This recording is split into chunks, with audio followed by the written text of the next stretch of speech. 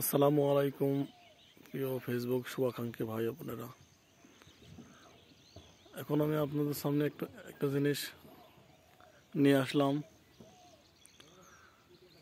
এই ভিডিওতে দেখাবো পবিত্র মাহে রমজান উপলক্ষে পাহাড়ি এলাকা থেকে বেল, কলা ও অন্যান্য জিনিস সংগ্রহ করে রাঙামাটির উদ্দেশ্যে যাচ্ছে এই বোটগুলো। এই যে বোটের মধ্যে রয়েছে বেল, কলা, ওদিকে আচারের জন্য রয়েছে শুকনো বড়ই, হলুদ। এগুলো সম্পূর্ণ জুম চাষ পাহাড়ি এলাকায়।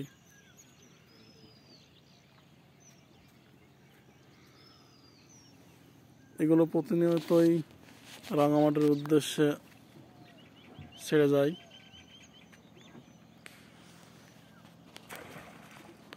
এই ঘাটটা অনেক ইতিহাস রয়েছে এই ঘাটের।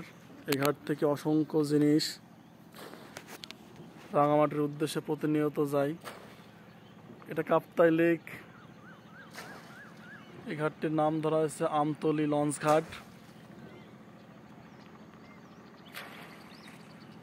কাপ্তাই লেক এই ঘাটটি মারিশা থেকে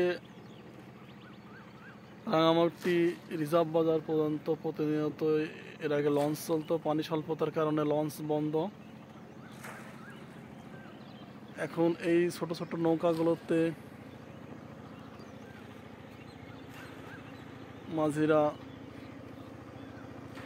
বাহিনী রাঙামাটির উদ্দেশ্যে যায়। আরেকটা জিনিস আপনাদের জানিয়ে রাখি, এই আমতলী ঘাট থেকে রবিবার দিবাগত রাত্রিতে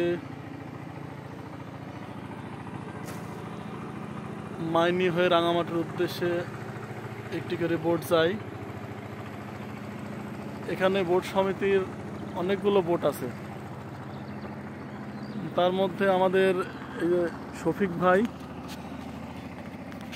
খুবই জনপ্রিয়, বোট চালানোয় দক্ষ।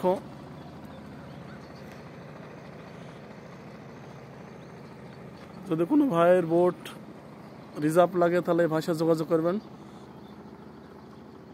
আসলে রমজান বছরে একবার আসে, সে রমজানকে ঘিরে এত আয়োজন। বেলের রস রমজান মাসে খেলে স্বাস্থ্য ভালো থাকে, শরীরও ভালো থাকে, বিশেষ করে কলাগুলো।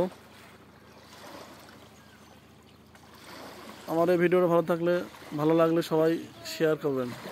ধন্যবাদ। আসসালামু আলাইকুম।